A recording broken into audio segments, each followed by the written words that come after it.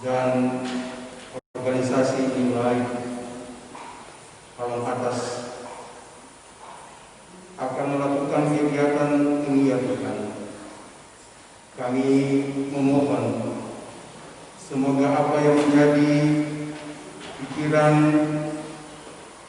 dan berbagai arahan dari kami sebagai narasumber dapat menjadi pengetahuan baik bagi masyarakat umum dalam menanggapi peristiwa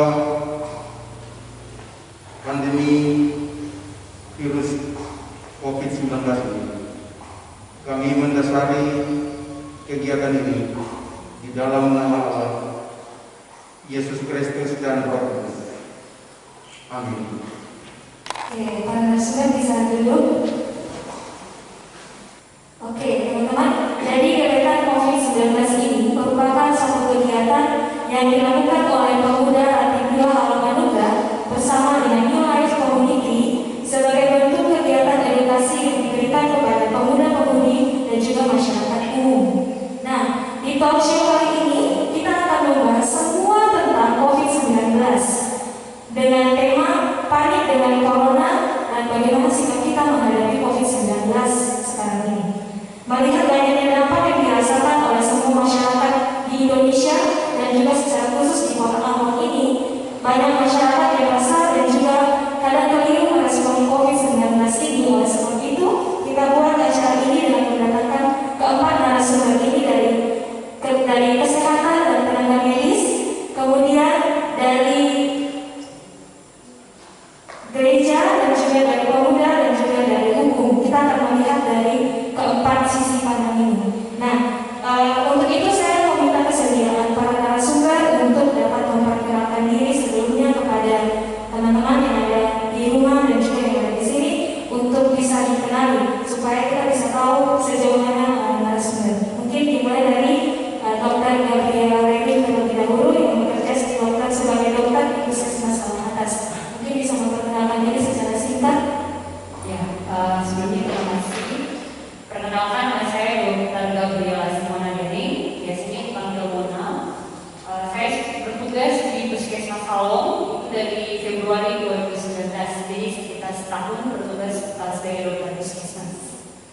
Wah, kita berarti dokter ini sudah 1 tahun di bertugas.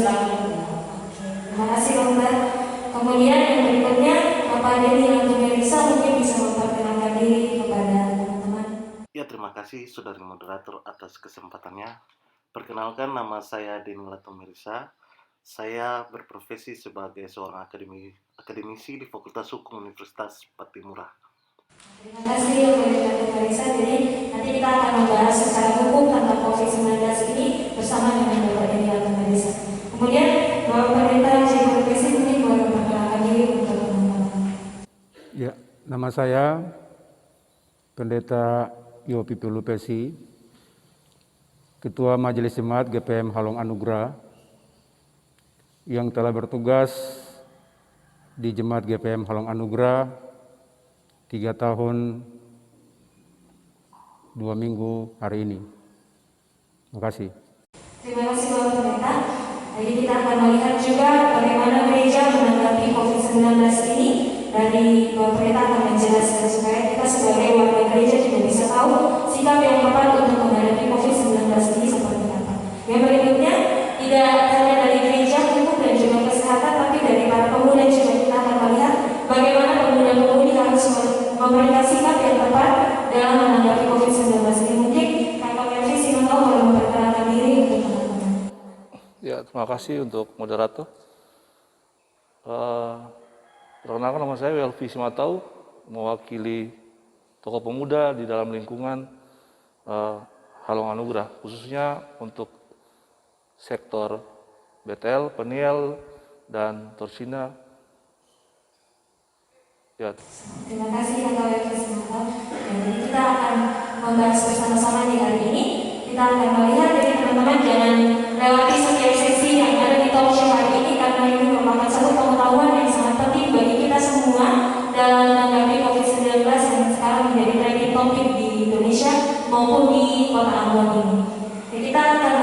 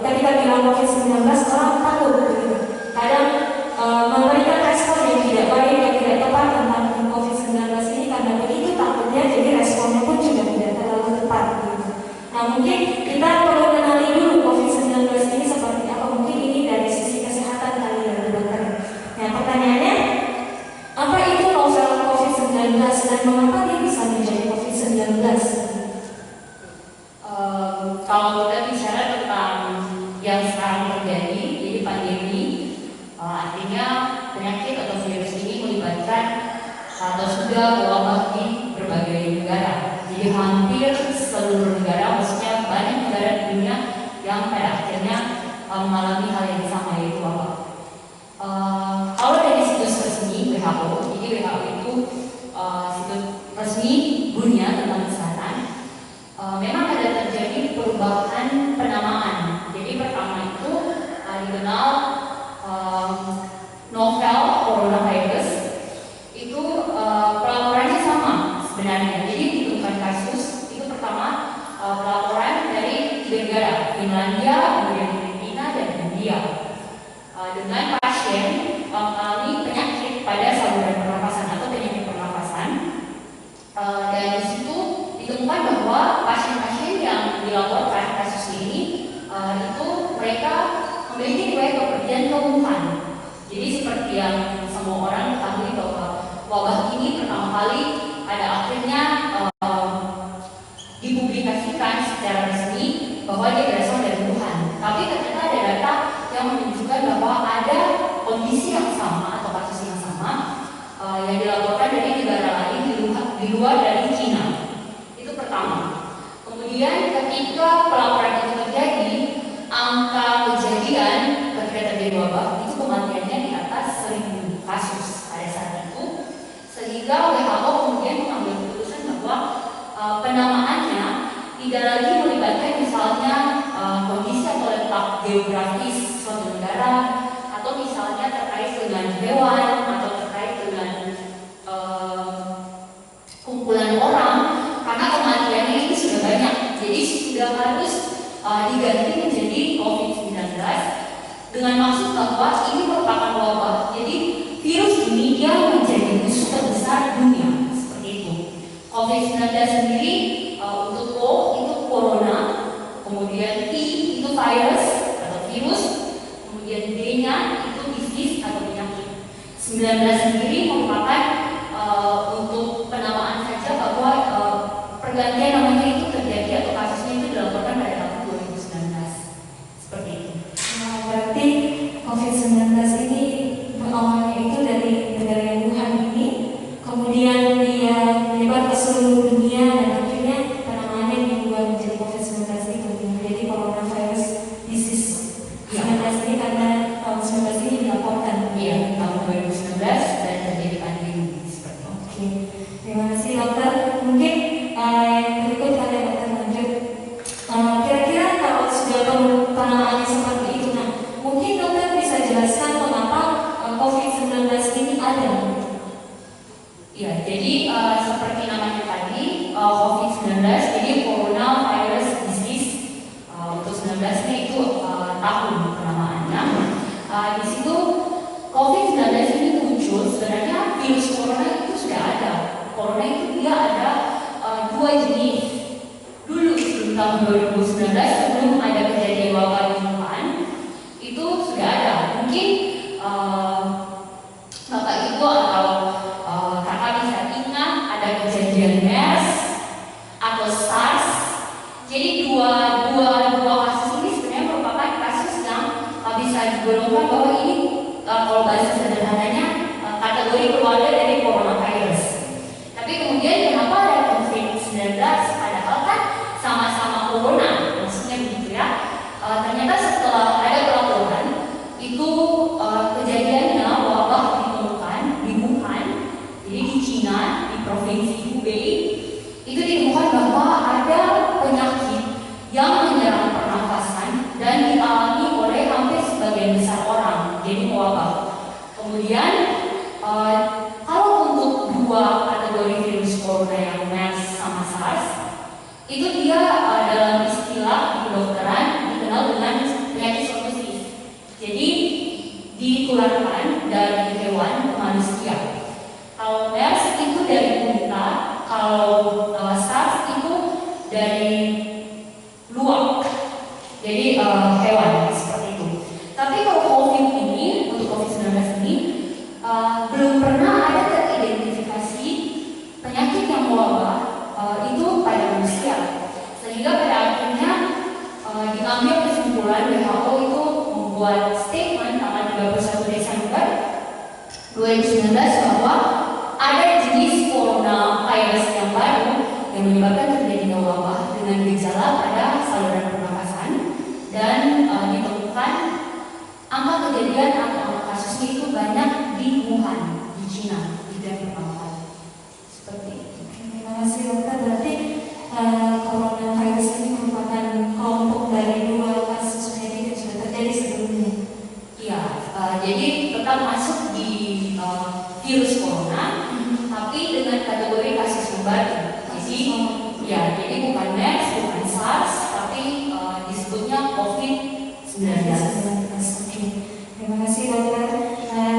Yang berikutnya mungkin dokter bisa jelaskan bagi kami semua di sini maupun yang di rumah kira-kira bagaimana penyebaran COVID-19 itu supaya teman-teman juga bisa melihat dan mengantisipasi penyebarannya ini seperti ini.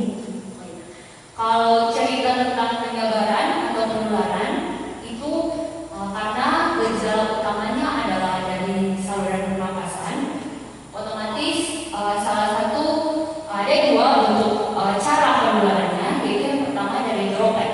Kalau bilang droplet berarti percikan dahak. Jadi ketika kita batuk, ketika kita bersin, percikan dahak itu yang mengandung virus, itulah yang menjadi sarana untuk terjadinya penularan dari manusia ke manusia. Kemudian bisa dengan kontak. Jadi kontak dalam hal ini ketika kita tangan kita terkontaminasi misalnya pada benda-benda yang sudah terkena percikan dahak, lalu kita tidak cuci tangan, kemudian memegang mata atau misalnya menggosok wajah, seperti itu mudah sekali untuk terjadi penularan. Itulah kenapa dalam hal ini ya dicontohkan bahwa harus menggunakan masker, kemudian diajarkan untuk mencuci tangan dengan rajin, maksudnya secara efektif supaya membatasi penularannya. Oke, berarti seperti itu penyebarannya teman-teman. Mungkin kita setelah mendengarkan ini kita bisa lebih berhati-hati dalam mau bepergian kemana-mana maupun beraktivitas supaya kita bisa terhindar dari COVID-19 ini. Nah, dokter mungkin yang berikutnya bisa diberitahukan kepada kami di sini maupun teman-teman di rumah bagaimana atau apa yang menjadi satu bahaya sendiri untuk COVID-19 ini. Kalau untuk bahaya dari COVID-19, ini merupakan infeksi virus dan gejala utamanya itu pada saluran pernapasan atau pada bagian sistem pernapasan dari tubuh kita. Jadi untuk bahayanya sendiri, gejalanya itu bervariasi.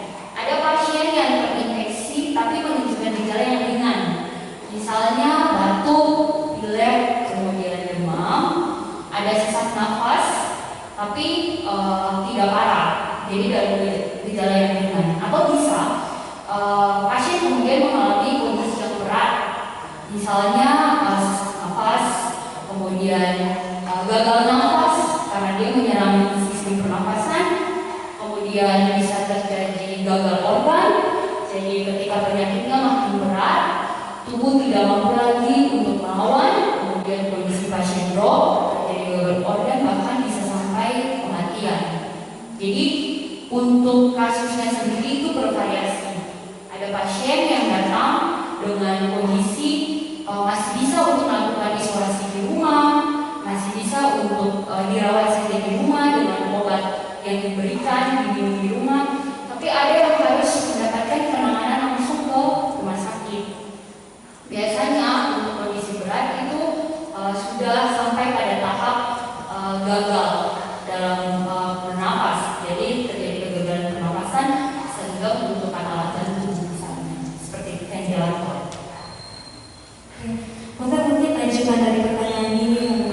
Jadi karena tadi kan bilang bahwa penyakit ini dia bisa ke penyakit penyakit yang lainnya. Gitu. Nah mungkin dampak yang paling terlihat untuk dari COVID-19 ini berkaitan dengan penyakit yang lainnya itu seperti apa? Apakah hanya ketika kita terkena sakit paru-paru mungkin kita akan makin rentan untuk terkena COVID-19 ini ataukah seperti apa? Ya, kalau COVID-19 dikaitkan infeksi virusnya dengan kondisi penyakit lain, itu secara medis kami menyebut ada kondisi komorbid, yaitu penyakit penyerta.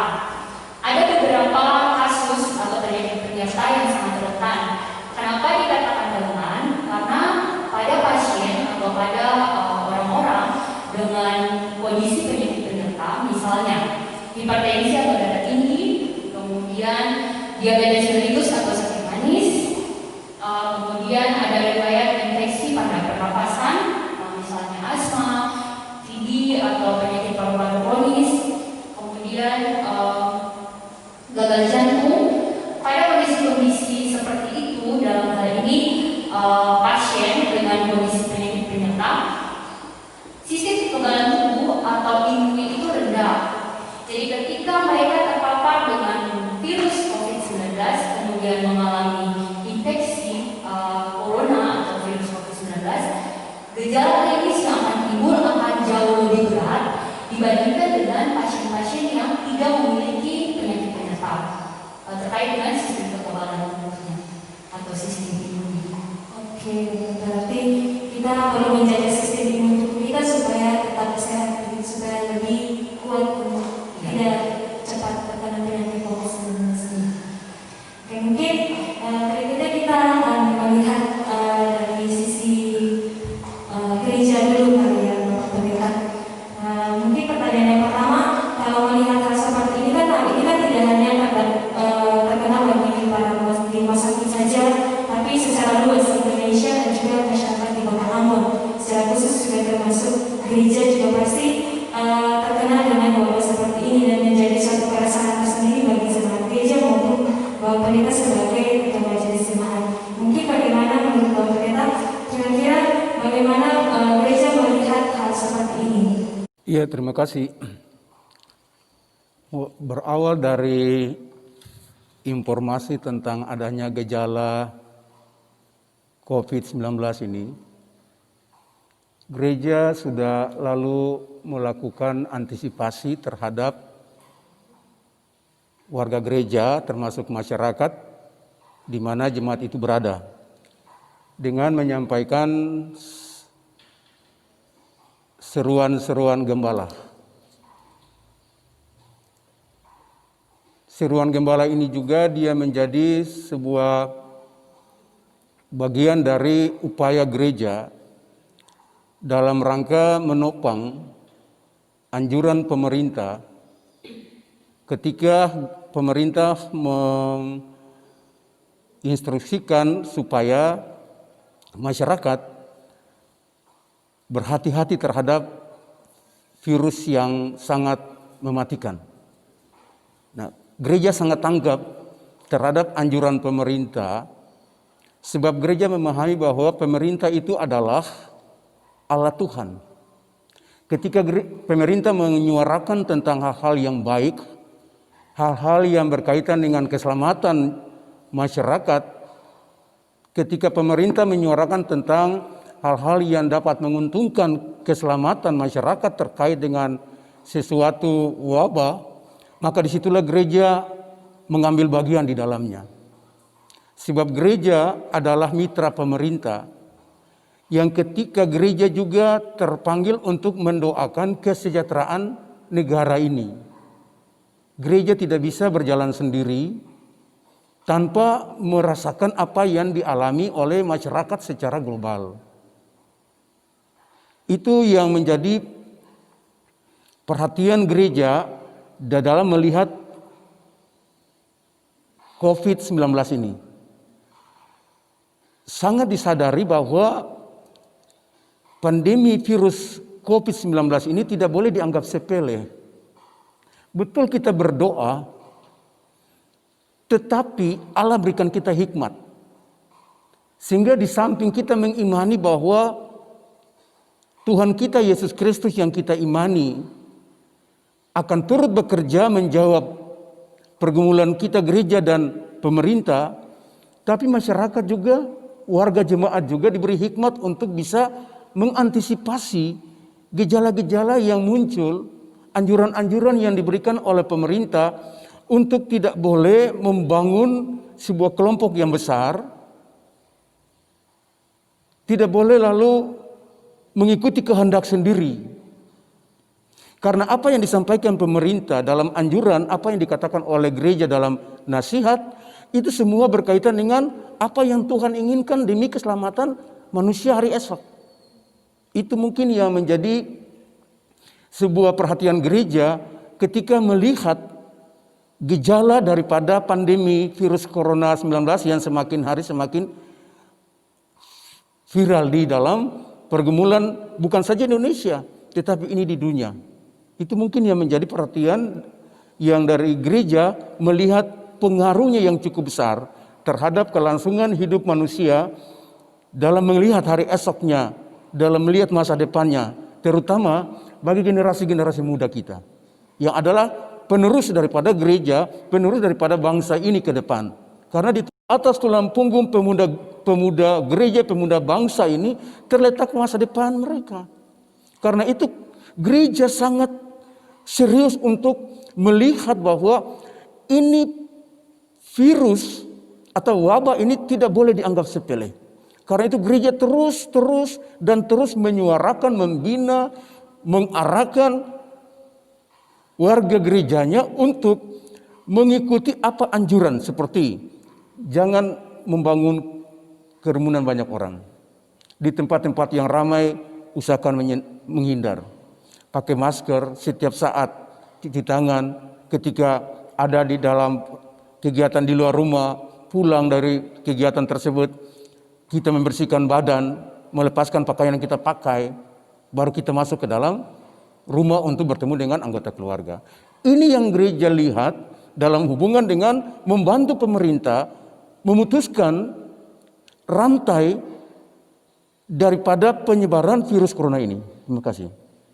Terima kasih Bapak Pendeta untuk penjelasannya, dan saya melihat bahwa sejauh ini gereja sudah melakukan yang terbaik sesuai dengan anjuran pemerintah untuk menangani COVID-19 ini. Nah, tadi kita lanjutkan dari pertanyaan Bapak Pendeta mungkin ke WFH ke pemuda, karena tadi Bapak Pendeta sempat bilang bahwa pemuda-pemudi merupakan tonggak dari negara ini, juga khususnya di Kota Ambon. Mungkin bagaimana teman-teman pemuda dari sisi pemuda-pemudi ini melihat dan menanggapi COVID-19 ini? Mungkin bisa dijelaskan kepada kami. Ya, terima kasih atas kesempatan dan pertanyaannya. Kami dalam posisi pemuda dalam lingkungan, kebetulan kami mempunyai komunitas yang namanya New Life Community, yang mana sebenarnya awalnya kami harus mengucap syukur untuk terima kasih kepada Bapak Pendeta selaku Kepala Majelis Jemaat. Karena kenapa? Di dalam menyikapi pandemi COVID-19 ini, sebenarnya pada saat sudah boomingnya, dari pemuda mau bergerak, tetapi tidak tahu langkah apa yang akan dilakukan. Tetapi setelah ada penyuluhan, lalu angkatan muda dilibatkan dalam hal ini, di lingkungan dilibatkan untuk mengikuti penyuluhan cara untuk membuat disinfektan. Di situ kami berterima kasih, karena kami mempunyai pengalaman baru. Oh iya, kita diberikan petunjuk langkah apa yang harus kita ambil. Dengan adanya pelatihan, kita anak-anak diberikan ini loh takaran-takarannya. Kemudian setelah itu mereka kembali ke dalam lingkungan, lalu kita berembuk sebagai pemuda, sikap apa yang harus kita ambil menyikapi ini. Oke, untuk kapasitas sebenarnya kita sebagai orang awam tidak punya kapasitas. Tetapi dengan ada penyuluhan, oke, ini yang langkah harus kita ambil, yaitu melakukan penyemprotan sesuai dengan penyuluhan yang diberikan oleh dinas pemuda dari GPM Kota. Nah, dari situ kita melakukan penyemprotan 1 minggu 1 kali. Itu kita lakukan hanya sebatas lingkungan kita. Mungkin itu sikap yang diambil oleh pemuda di dalam lingkungan, tapi hanya sebatas itu untuk memutus mata rantai.